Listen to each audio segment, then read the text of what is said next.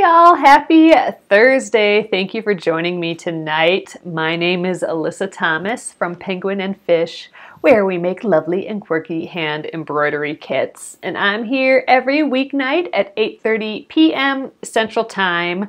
And it's a time where we can relax and craft together for about an hour. And we typically work on projects from beginning to end. So tonight we are going to work on the Splendid Sampler 2 quilt along again. Last night we were having some trouble, so hopefully you guys can see the video today. I think it was freezing up yesterday. So we are going, it is New Block Thursday, so we did get new blocks given to us from the book. It's kind of a surprise. The Pat Sloan and Jane Davidson surprised us with what blocks we'll be working on for the week. So it is New Block Thursday, and I'm going to take a look at those blocks with you guys just so you can see them. But we're going to actually continue on what we weren't able to do last night. So we're going to keep going on the foundation paper piecing for the flowering tree. We have a whole nother section to go for this project here. It's kind of a continuation of what we've been doing the past few nights with paper piecing, foundation paper piecing. So this is a little step up from what we did with foundation paper piecing earlier in the week. So I wanted to touch on that tonight. And then tomorrow is Finish It Friday. So the first Friday of every month, we stop everything we're doing and we pull out an old project or something we just need to get done, and we work on that instead, finishing up all those UFOs or unfinished objects. So that is tomorrow. So grab something for that, something you haven't worked on in a while, and we will do that. I'm not quite sure what we're going to do yet. I have a little idea. We might do some mending. Like some little weaving mending. I'm not positive yet. We'll see. But that's kind of in the back of my head of what we can work on. Otherwise, I'll have to dig something up too. I'm still not done with the jean quilt either, so there's always that. Okay, guys, I'm going to flip you around. Let's take a look at these new blocks, and then we'll work on the flowering tree block, foundation paper piecing. All right, hello everyone. Thank you for joining. All right, I have my block index here. That's going to help me find the pages. But here we are. So the Splendid Sampler 2. Here's the flowering tree. This is when we still had the printouts when we were getting the free patterns.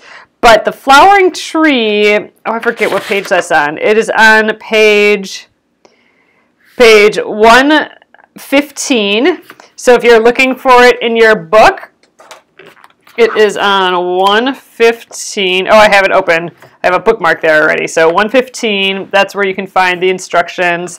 And in the back, with these little tear-out sheets, you will find the printouts for it.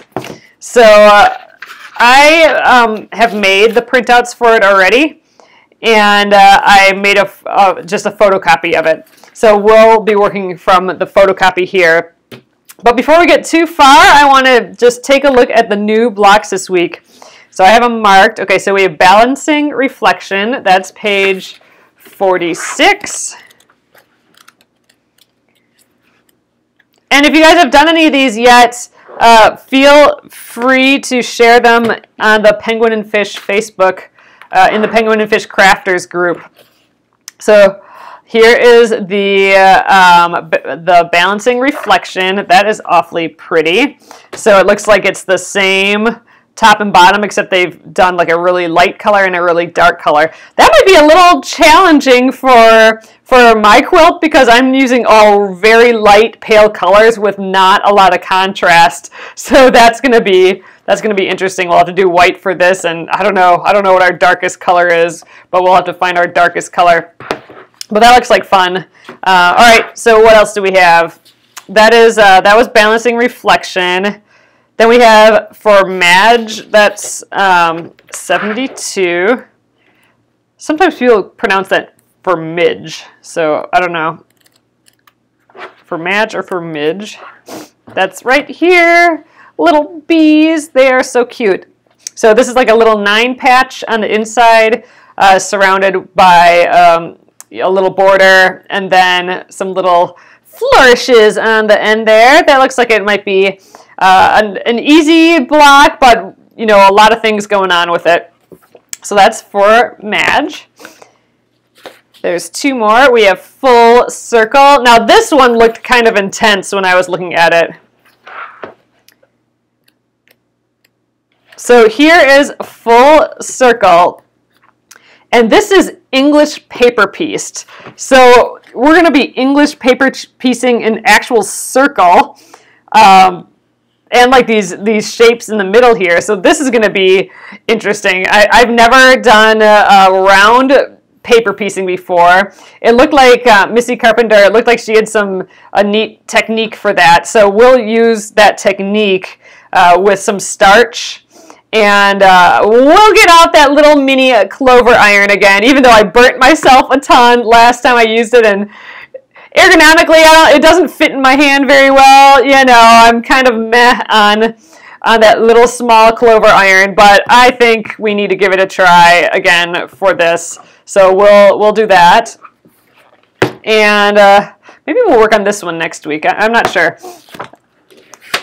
And then let's see, the last one is Nourish. So that's page 65. All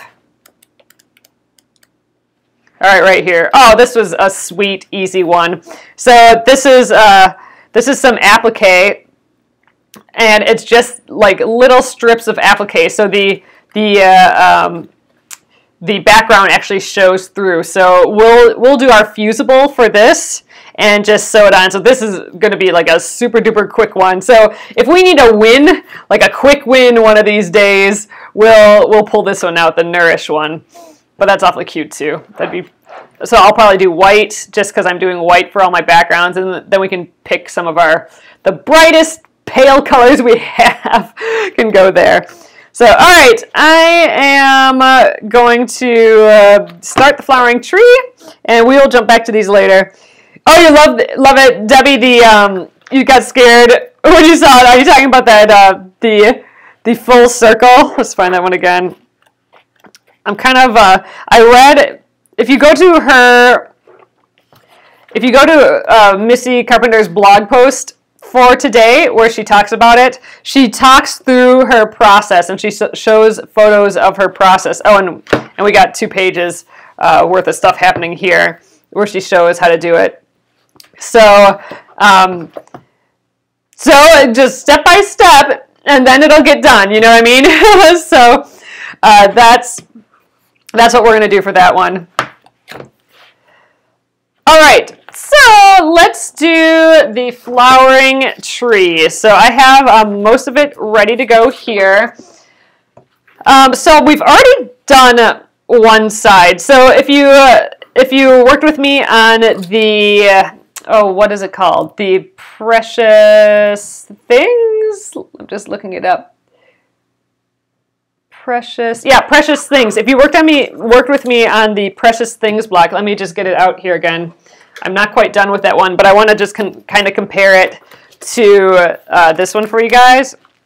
Here we go. Here's the Precious Things. I'm going to leave my little heart square in there. Ooh, here we go. In my unfinished block section of my binder. We do have a lot of finished ones, so that's good. So for Precious Things, I've been tearing out the pieces, but there was only kind of like one grouping, so we only had numbers on our pieces. You'll notice in the flowering tree, if you haven't started it yet, here's the printout. If you'll notice, you'll see that there are numbers, some of the same numbers, but there's also letters in front of it. So in this foundation paper piecing, since it's more than just one section, they've labeled it as section A and section B. So you need to actually separate those 2 sections, which we've already done.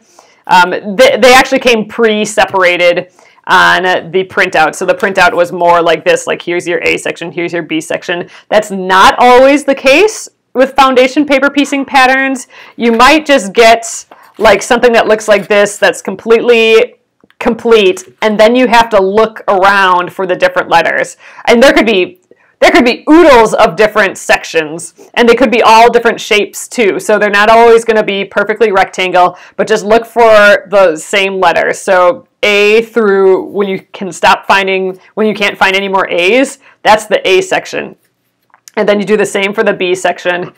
These happen to be two nice rectangles for it. So in each section, you'll then have like the 1, 2, 3. So A1, A2, A3, A4, A5, A6, and that's the order that you go in by the numbers. So first you separate the letters, the sections, and then you treat each section as its own kind of little artwork piece, basically. So this one we have done. And here we go, and I wanted to make sure that we work on this because I am running out of both of these fabrics. And before I do too many more blocks, I want to make sure I have some. Oh man, I might not even have enough here. Ugh. We might have to do a different stump here. I think this is all I have left. That is a problem, but we'll try and make it work. Maybe I might try and cut these pieces before I get going on it, just to make sure I have enough.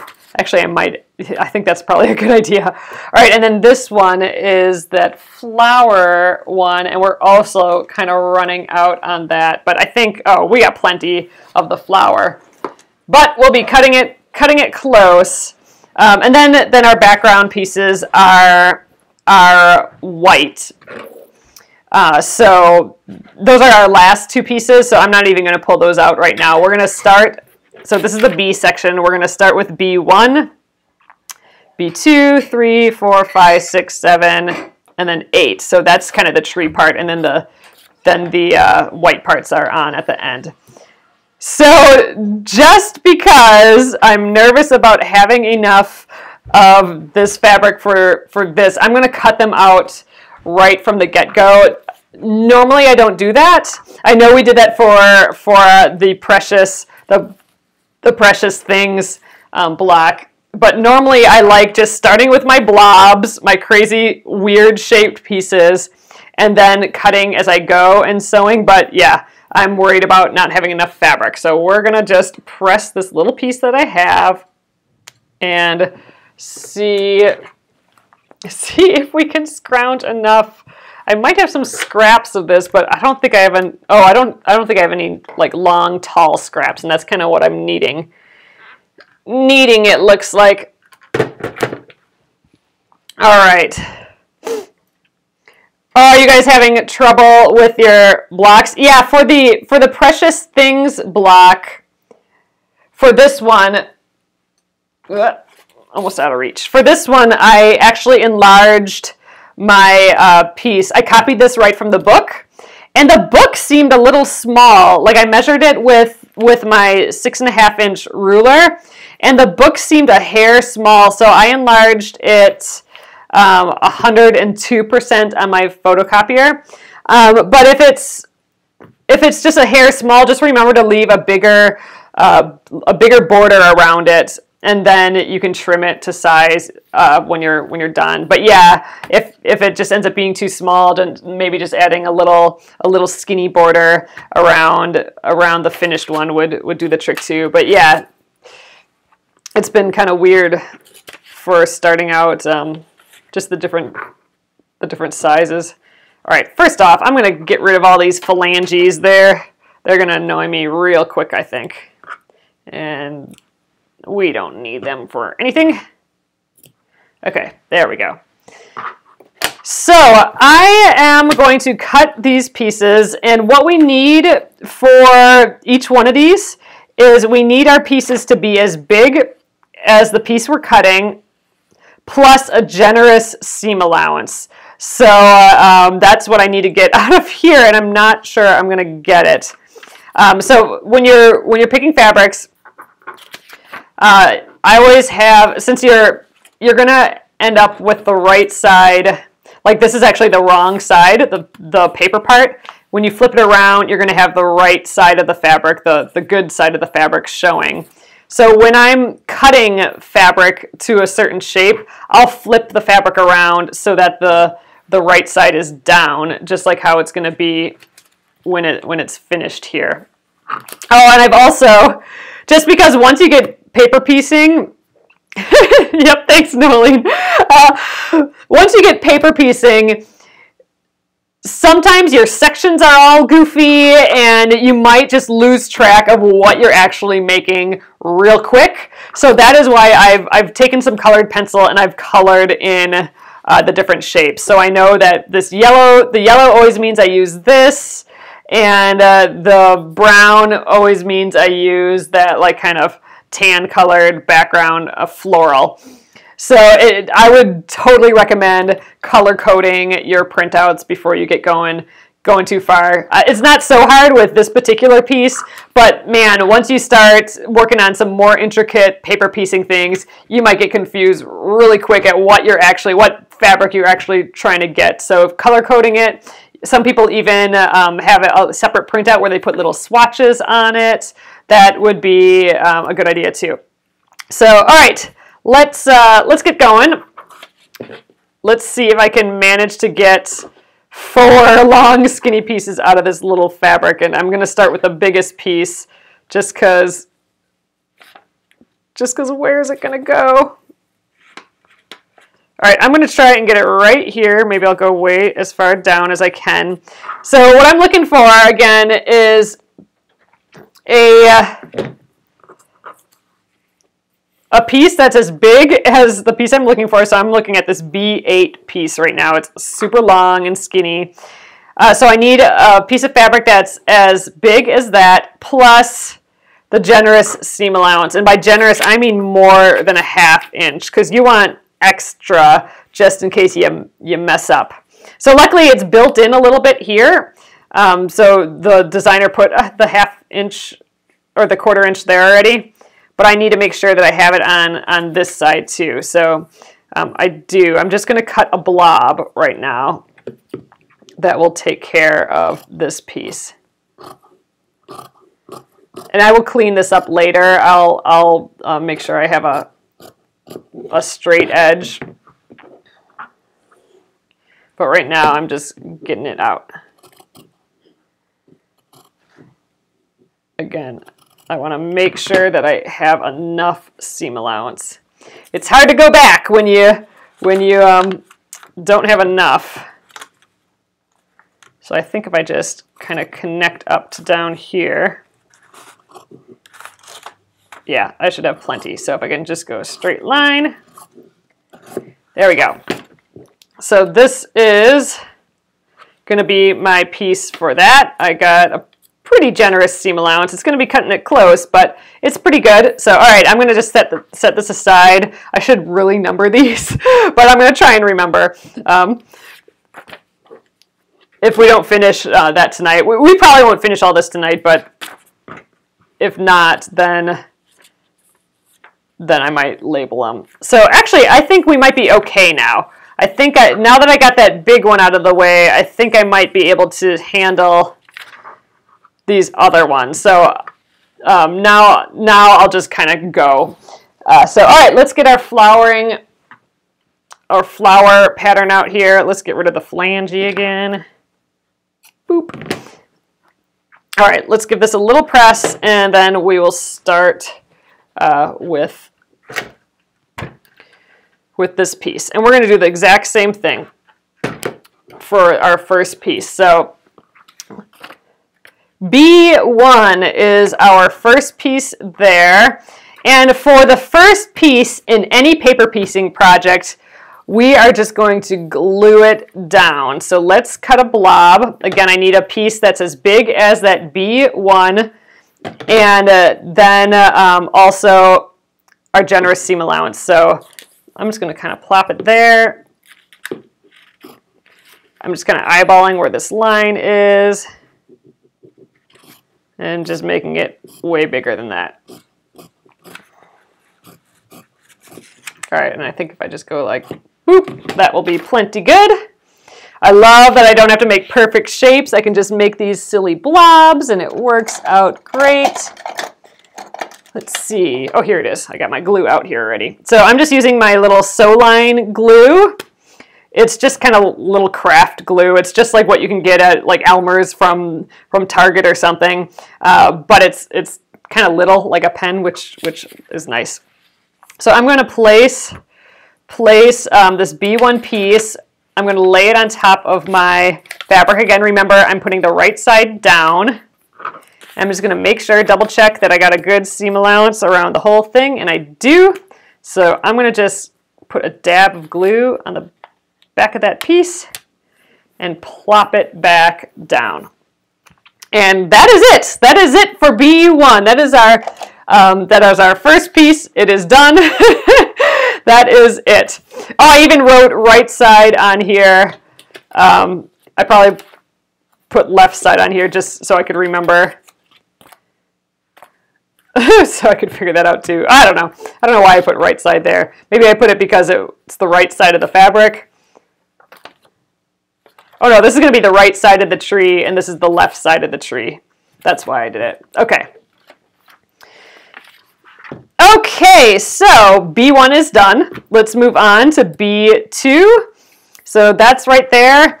So what we want to do to start this process is I want to cover up. Okay, we're working on B2, so I'm going to cover up everything that happened before. In this case, that's just B1. And I'm going to cover it up with a postcard here. And the postcard is nice because it's stiff, but it has like a thin, sharp edge to it. So I always have my postcard ready for paper piecing. So I'm going to cover up what came before B2, which is the one we're working on. And I'm going to ignore everything else. So anything that comes after B2, I'm going to pretend is not there. I'm not going to worry about crossing this line or whatever. I'm just going to cover up what we did, put my postcard along that line, and I'm going to fold my edge over the postcard and then fold completely along the way. So I am going to grab my add a quarter. Oh, you just saw my from last night where my video wasn't working. Yes, I'm so happy it's working tonight. I reloaded everything and I updated the computer and all that, so maybe that helped. But my add a quarter ruler here, it has that little lip on the end right here, like a little bump out, and that's a 1/4 inch. So all I need to do is pop that on. You know, I can physically feel it against the postcard, and I'm going to use that to make my cut. So, whoop! So that crazy blob that we just made now has a perfect 1/4 inch seam allowance. And you can use a ruler instead, and you just take your ruler and you align the 1/4 inch along the fold right there, and you can make the cut there, and that's another way to get the 1/4 inch. But I'm telling you, the add a quarter ruler is super slick for paper piecing and just makes the whole entire thing more relaxing because you can cut out blobs. There's no measuring there. You don't have to like line up anything easily. I mean, I can close my eyes and bump this against the postcard, and you know, it just makes the whole process more chill. But anyway, there we go. We got our good 1/4 inch seam allowance there. We can plop this back now. And now we need to prep our B2 piece. So here's where I gotta be a little stingy with this fabric again. My tiny little piece of fabric is gonna finish this up for us. So, all right. What I like doing for this now is I like finding a straight edge on my fabric. And if I don't have a straight edge, I'll make one. And actually, first of all, where is this gonna fit that I can do these other ones? I might need to, oh gosh, I might need to cut this. I might need this piece too. I might need to just quickly trim that so I make sure that I have it. I think I'm gonna do that. So I'm skipping ahead. I'm gonna just cut out a blob for this this B6 piece like how I did the B8 piece, just because I'm nervous that I'm not going to have enough fabric for it. So again, generous seam allowance. Usually I'm more generous, but I'm getting low on fabric here. But we still have a good 1/4 inch around. Okay, so this is the second biggest bit. Now can we still get these other pieces out of here? I don't know. I'm looking at this B4 piece. I think I have just enough, but am I going to have enough for my last piece then? Ooh, we might just be having to cut it close with seam allowances, which is a kind of a big bummer, but man, if I can get it all out of here, that'd be great. So let's just try. We may have to actually use a different color for the branch that we're working on now. I don't know. Oh gosh, I'm losing seam allowance. All right, so that's the second one. Okay. Can I still get this piece out of here? So let's see. Let's just find a place for it. If I angle it here, oh, I think we have just freaking enough. So, all right, I think we can do it right here. And what I like doing is kind of giving myself a straight edge. So this straight edge, the part that's connecting the B2 to what came before, the B1, is going to, we need like a nice straight edge for that. So I'm going to just fold this back and I'm just going to give myself another 1/4 inch. I haven't done it quite like this before, but I think this is going to work. All right. So this edge is what's going to match up to that nice seam allowance that we made earlier with the add 1/4. And actually, I can probably just leave the rest like that. Let's get rid of some excess. There, so we should be able to match up that straight edge there. And we should be able to match it up to here, and it should all work out. So we're going to test it, though, because you never quite know where along this edge to place it. So I'm going to just plop it down, and we're going to flip this around. I'm going to hold it in place and flip it around, and we are going to do our pretend sewing. So let's get 2 pins. I got one here. The other fell way back here. Okay. So grab 2 pins, and we are going to put the pins right along that line as if we're pretend sewing. So we're acting as if we've sewed this line. We're going to sew this line later. All right, now we're going to flip it over, and we're going to pretend press. Just finger press that. Ooh, it's stretchy. Oh, it's cute. All right, then we're going to flip it around. Okay, so the test is, did we cover our B2 piece plus our generous seam allowance? So let's just peek underneath. It looks like we did up here. Ooh, but look right here. So here's our lowest most point of the B2 piece. I do not have any fabric down there. So that means I have to scooch all my fabric down a little bit because I need that 1/4 inch seam allowance there at least. So I got to flip this around again. There, it needed to scooch down that way. So let's remove the pins. Good thing we tested. We would have not had enough fabric down there. So I'm just going to scooch it a little. I don't know, I scooched it about a half of an inch or so. Okay, let's pretend sew that again. So sometimes when you have a big enough blob, so like in the Precious Things block that we did on Wednesday, our pieces were so big that it was hard to miss. So in this case, since our pieces are just so little because I don't have any fabric left and I don't have a huge seam allowance around, I'm going to have to be a little more finicky or test a little bit more often just to make sure it's in the right spot.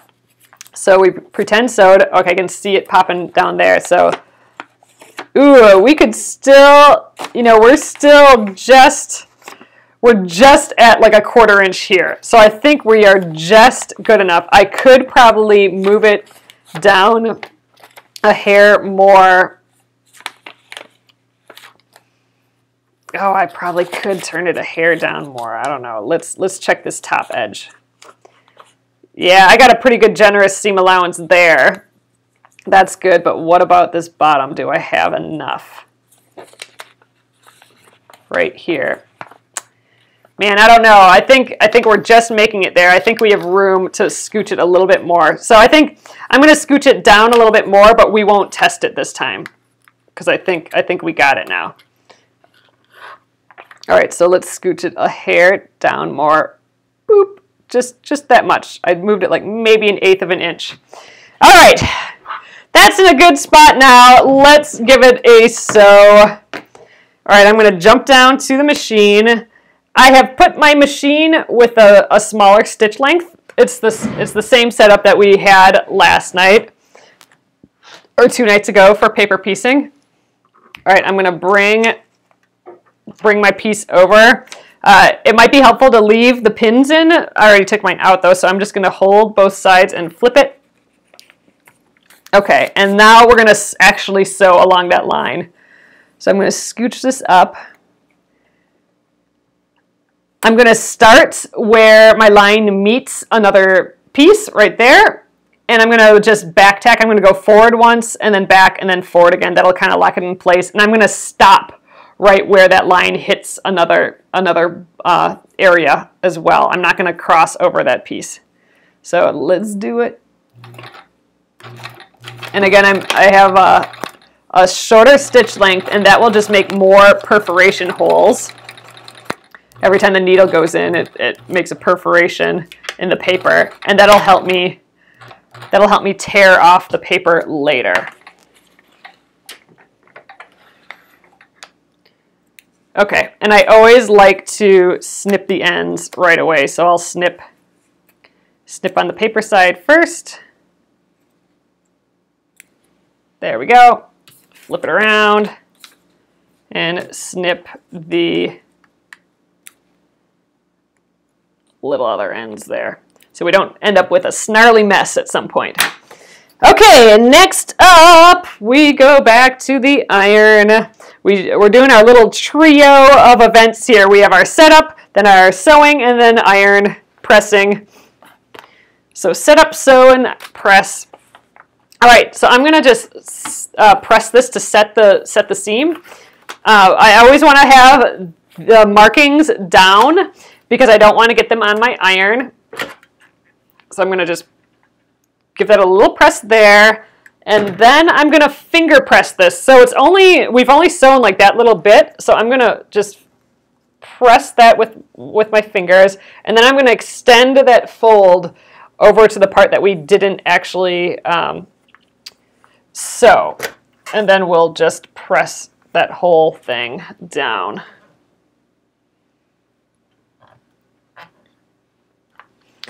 All right, and that is it. That is our B2 piece. So we have B1 and B2 totally complete right now. Looks like a crazy blob land, but eventually we will keep carving that away, and it will be a little branch.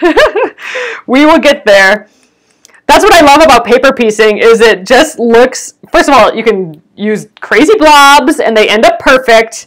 There's no measuring, and I love to see it develop. Like, this looks crazy town, but it's going to end up being perfect. It's going to be totally exciting with perfect seam allowances too. So anyway, there's the B1 and B2. Once you have your first seam sewn, you can actually pop off that glue, because remember we glued that edge. I just kind of release that glue, lift it up, just so, I think I got some on the seam allowance. Yeah, just so it doesn't like get permanent on there. I don't want it sticking forever. And now it's attached to the paper, so I don't have to worry about it anymore. But all right, that is that. Let's do the next piece here. Oh, Jane, you ordered one of these wool pads. I freaking love it. It's so portable and nice and easy, and it's just worked great so far. Definitely one of my favorite 2018 purchases, I think. That and the cordless iron, that's a little magic helper. All right, let's move on. So every piece after the first piece, we're going to do exactly the same. And this is the same with any other paper piecing project. Your 2 to like last pieces are the same. So let's do it. So B3, we are on the B3 piece. So we are going to cover up everything that happened before and do the postcard on the line in between B3 and what happened before. So that's this section here. And we're going to ignore everything else. We're going to pretend it doesn't exist. So I'm going to cover up everything that happened before. I like thinking about it like that, everything that happened before, because there's so many lines everywhere. It's hard to know like right away what line am I dealing with. You know, this B3 has lines all over it, like it has edges everywhere. So I always like thinking of it, well, what came before? And that's B2 and B1. Sometimes it won't be as clean as having a nice B2 here. Sometimes you'll have a whole pile of shapes, but if it came before, that is the part that we're covering up. You know, B8, B4, B10, those haven't happened yet, but B2 and B1, that section has. So I know from that this is the line that we're working with. So, all right, let's cross this, or let's put the edge on here. And I'm going to flip this over. And now we're going to get our perfect seam allowance there again. Putting up the, add a quarter ruler. There's all that's left of our little dotted fabric. Ugh, so cute. All right, then we're going to fold this back. I'm going to put this away just because I'm afraid I'm going to accidentally slice through it with the rotary cutter or something. But all right, here we need the B3 piece now. So let's get this guy out again. Again, I'm going to put the good side down. And I'm going to kind of find a straight edge right away. Ooh, maybe I should, did I press this? I don't think I pressed this yet. Oh, I pressed it for this weird blob. Well, let's find an area to do this in first. I think actually this area right here is going to work well, but I want that nice straight edge first. So we want the B3, we need a piece to cover B3 plus a generous seam allowance. Let's make sure we have a good seam allowance around it. And ooh, let's scooch it down a little bit more. About to there. Yeah. And now I'm going to just flip this back again. And just as a guide, I'm going to kind of, we got some extra fabric there, but it doesn't have to be perfect, but it is nice if it's straight. So I'm just going to make myself a straight edge here. There we go. And the rest of it now, I'm going to line that fold by that straight edge. There we go, like that. And the rest I'm going to do the blob cutting. And I do the blob cutting because it's just way easier than having to measure and do something perfect. And it's a great way to use up scraps too. So I just have to, oops, how far up was this?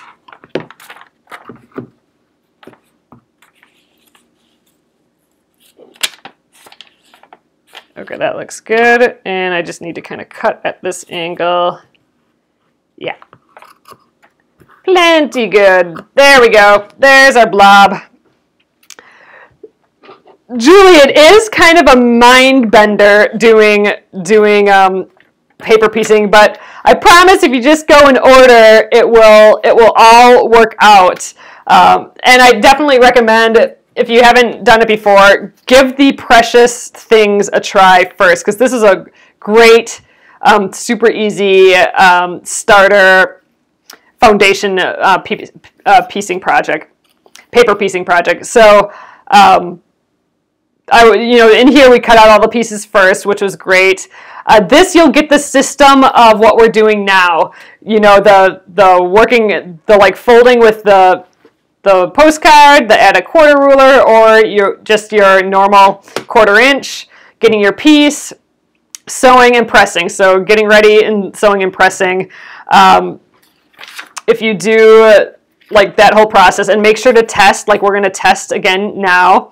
I'm going to line up that straight edge with here just anywhere just to test. We're going to flip it around. You know, make sure that the correct side is up. Just go step by step and you'll get it. But it is a little mind bender until you get your little process, like your little trio of events here going, and then it's like, oh, this is chill and easy and fun. But yeah, I have to get like my little sequence going, otherwise it doesn't work out. All right, I pretend stitched. Look at that little sliver of yellow coming through there. Okay, so let's see if I got it in the right spot. So I need it to cover these pieces plus our generous seam allowance. And I can already tell that I'm going to have to move this down. Look, I didn't give myself hardly any space there again, and I have a ton up there. So I need to scooch it all down quite a bit. So let's remove the pins. And let's go. There we go. I moved it a good ½ inch down, quite a bit down. So let's test again. Oh yeah, I'll get this up on YouTube afterwards too, so you'll be able to look at it again. And we started this block a while back, so you can see from the very beginning if you want to see how I colored this and my decisions with all that as well. On the YouTube channel, I group group the videos from each block together, so they should be easy to find. Oh, look at this pretty fabric. All right, let's do our test. Did I cover that plus my generous seam allowance? I think we got it this time. Here's the most outer point. Yep, good seam allowance there, good seam allowance there. We're ready to sew. All right, so let's flip this back.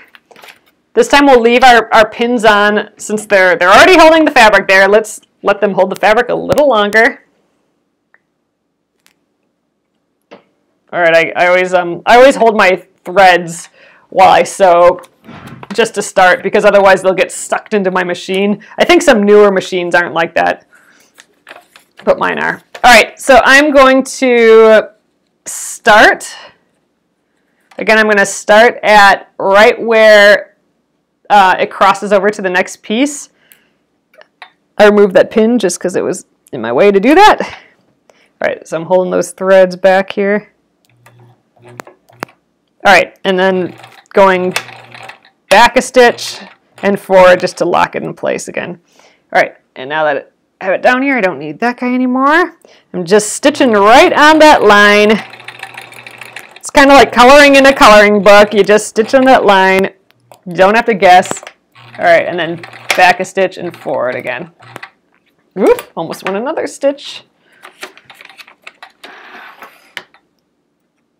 All right, and right away, I'm gonna snip those little ends so they don't get in my way, get crazy. And we'll get this too.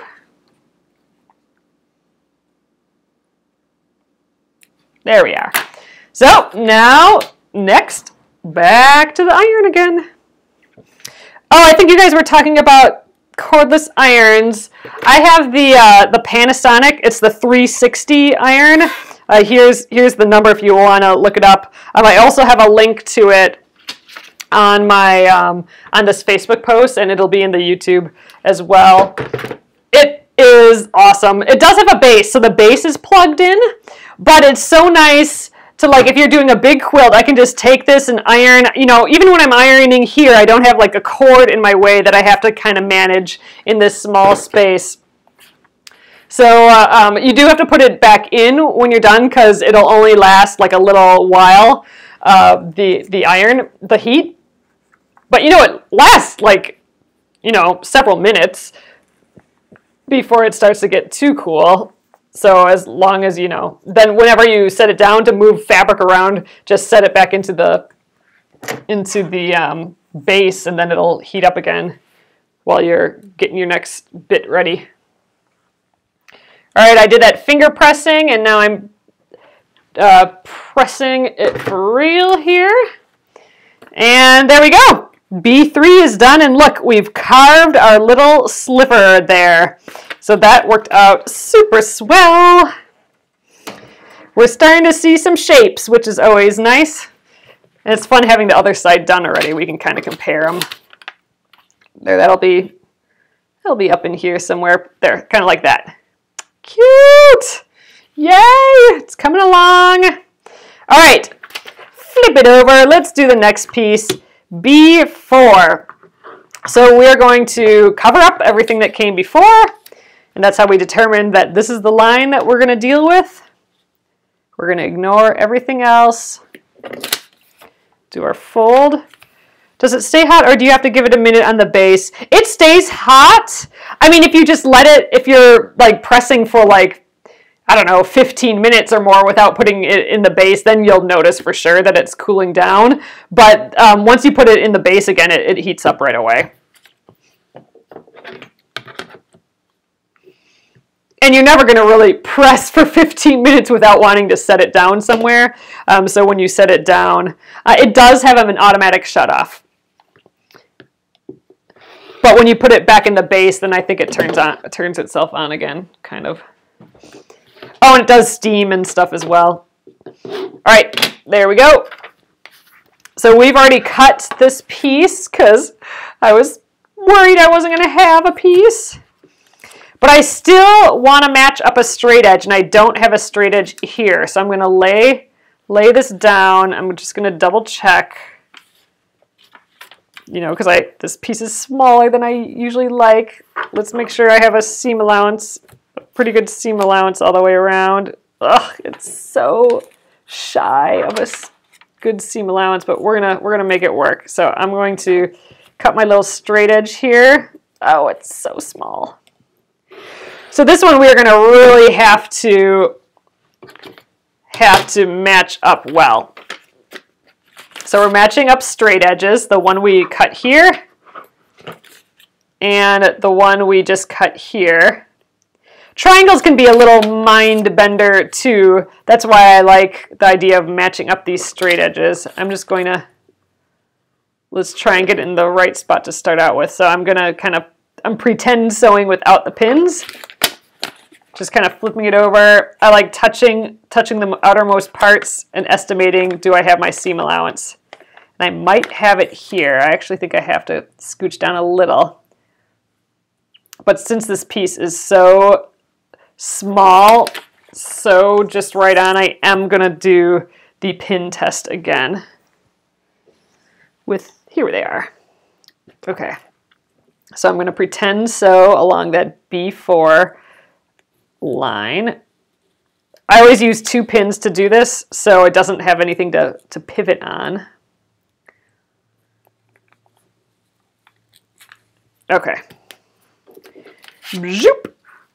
Let's fake press. Oh, it's so little. Like there's nothing up here. Let's see how we did though. Oops. All right, let's see if we got enough seam allowance down there. I think just freaking barely. And here, let's test up here. Okay, we actually have a pretty good seam allowance up there, so that's looking good. Do we need more down here? I don't think so. I think we're in good shape. So let's sew this down. Ooh, this piece scares me. This is just barely enough fabric. So I never ever like doing pieces of fabric like this where I just have a 1/4 inch seam allowance.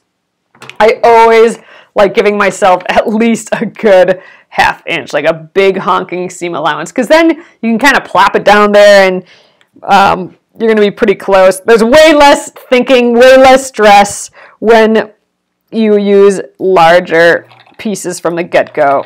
Yeah, you have a little bit of a fabric scrap that you wouldn't have had,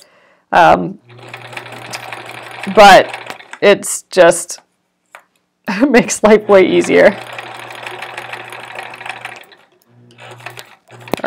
back tacking again.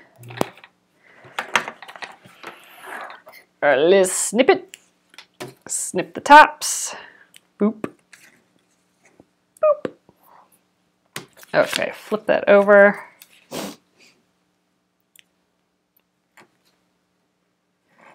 I always like snipping before moving on. Okay, back to the iron. Nope, the other side found its way over there again. Stay. All right, and give it a little press.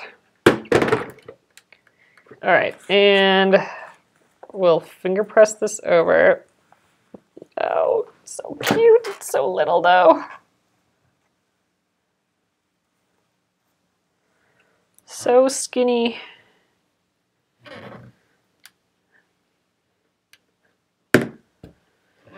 All right. But there we are. That is, what was it? B4. Our B4 piece. I want to do one more just because it scares me having just such a little piece here. I want to get that B5 piece on, and then I think we'll call it an evening at that. So let's flip it around, do B5. I'm going to cover up everything that happened before. That's how I know what line to use. Flip that up. Ooh, gosh, I barely have any seam allowance there. Gosh, we just enough of that dotted fabric. I can't believe I let it go that long. Oh well. It's all good. Oop. And there we are. So let's get that B5 piece.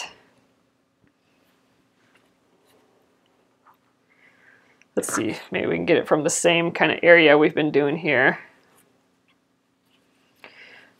So I'm, again, looking for a piece as big as the B5 plus around the seam allowance. I think, Roxanne, I'm not positive on the answer for that, but yes, I think I would tend to think that you would use a dry iron with paper piecing because I don't think you want to get the paper wet at all. So yeah, I would definitely, I'm not an expert, but I would think using a dry iron would probably be a good idea. Oh yeah, Leslie Ann, the artwork. Yes, so we are still just moving from the move, but let me see. Can you see it back there? Oh, I'm gonna have to take a photo, you guys, and post it in the group page because the lighting for it is really bad at night here. All right, I'm gonna get my straight edge here, and then we'll cut our blob.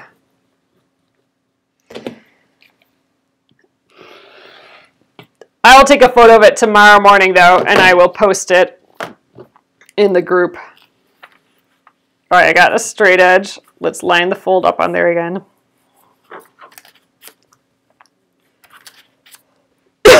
All right, and then I'm gonna cut my generous seam allowance around this B5 piece. Generous blob. Ooh, I think I gotta scooch it up a little still. I don't have enough generous blobbiness at the bottom. All right.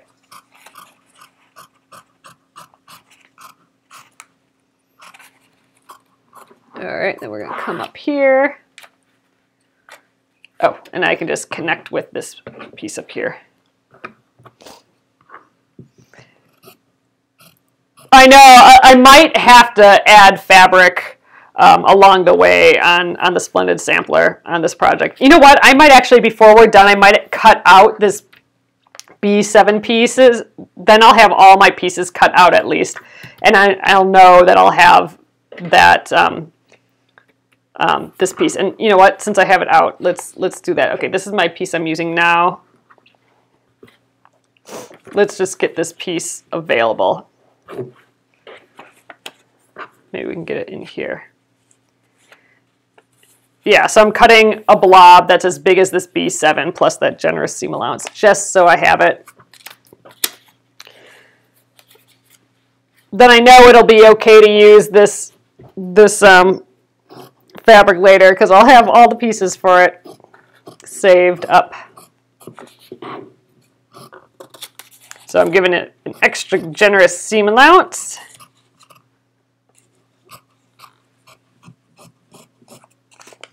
There we go. Okay, now I know I have all the little blobs I need for later. And I know I have lots of white, so I don't have to worry about that. All right, that makes me feel good. We have all our pieces. So let's match up this B5 piece. All right, again, I'm going to do my little quick test by just holding it there and folding it over. Here are the ends. I think we have a good seam allowance there. I'm going to not even test it this time with the pins. We're going to live dangerously on this last one. I think my little flip test will do the job.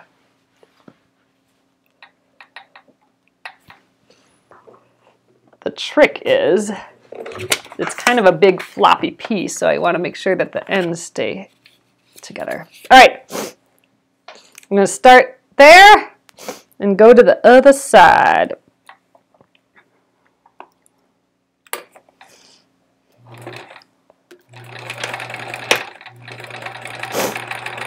Just along that line. This is good practice for sewing straight. I can tell that I kind of wiggle a little bit along the way.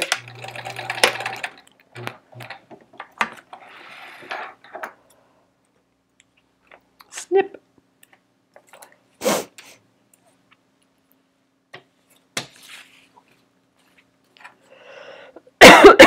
Ooh, man. Got a little stuffy at the end here. Oh, sorry, you guys. I missed what you're chatting about here. All right, let's give this a little press. Then we'll fold that. There we go. Now we have that other branch carved out before we stop for the night. That's good.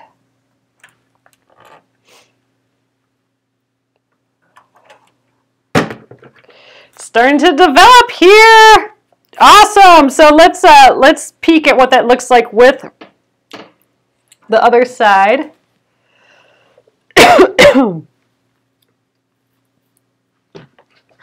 It's a start. It's coming together. This will get carved out when we do this piece. So we really only have a few more pieces. We have B6, 7, ooh, we got this piece too, 8, 9, and 10. Awesome! I love it, you guys. We're going to get this guy done eventually here. So awesome. I'm going to flip you guys around and we will call it an evening. That is it for paper piecing tonight. Hello, hello. All right, so let's take a look at it from here.